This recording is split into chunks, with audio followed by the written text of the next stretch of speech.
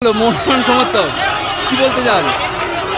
এই মুহূর্তে দাঁড়িয়ে সারা বাংলায় সবথেকে বড় যে বেদনাদায়ক ঘটনা, তাকে কোনো রং কোনো ধর্ম দিয়ে বিভাজিত করা যাচ্ছে না। মানুষের আবেগ মোহনবাগান, ইস্টবেঙ্গল, মোহামেডানে এই মুহূর্তে বিভাজিত নেই। সল্টলেক স্টেডিয়াম বরাবর দেখতে অভ্যস্ত দুই দিকের গ্যালারি, দুই দিকে বিভিন্ন রঙে বিভাজিত থাকে। কিন্তু আজকে অভূতপূর্ব সুভাষ চক্রবর্তীর যুবভারতী, স্বপ্নের যুবভারতী এক অভূতপূর্ব ইতিহাস সৃষ্টি করেছে। সমস্ত ময়দানের বড় ক্লাব, তাদের সমর্থকেরা একসাথে কাঁধে কাঁধ মিলিয়ে এই বেদনাদায়ক কার্যকরণ ঘটনা, তার বিরুদ্ধে একসঙ্গে গলা উঠিয়েছে প্রশাসনের বিরুদ্ধে।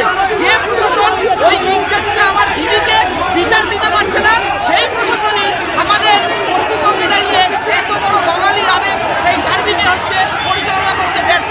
অথচ রাস্তায় দাঁড়িয়ে তার থেকে দ্বিগুণ পরিমাণ পুলিশ আজকে মানুষের আবেগকে দমন করে আমি একজন মোহনবাগান সমর্থক হিসেবে এর তীব্র বিরোধিতা করছি।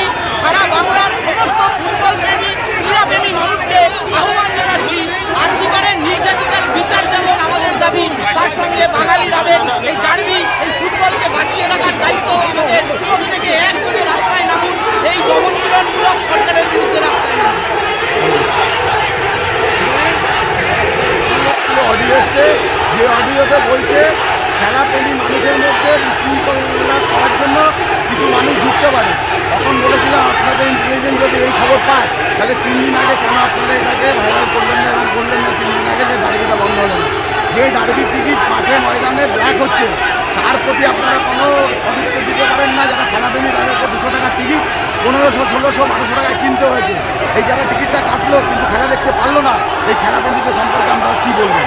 তখন ওনারা বললো যে আপনাদের যুক্তি আমরা মেনে নিচ্ছি, কিন্তু আমরা হচ্ছে এই ইন্টেলিজেন্স মাধ্যমে যে খবর পেয়েছি তার জন্যই আপনাদেরকে এইখানে হচ্ছে পুলিশ প্রশাসনের বক্তব্য।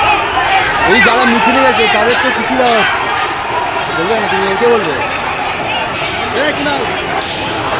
যারা মিছিলে যাচ্ছে তাদেরকে নোটিশ আসতে পারে। এটা অনেক জায়গায় মিছিলে যাচ্ছে যারা, নোটিশ আসছে, কী বলতে বলবে?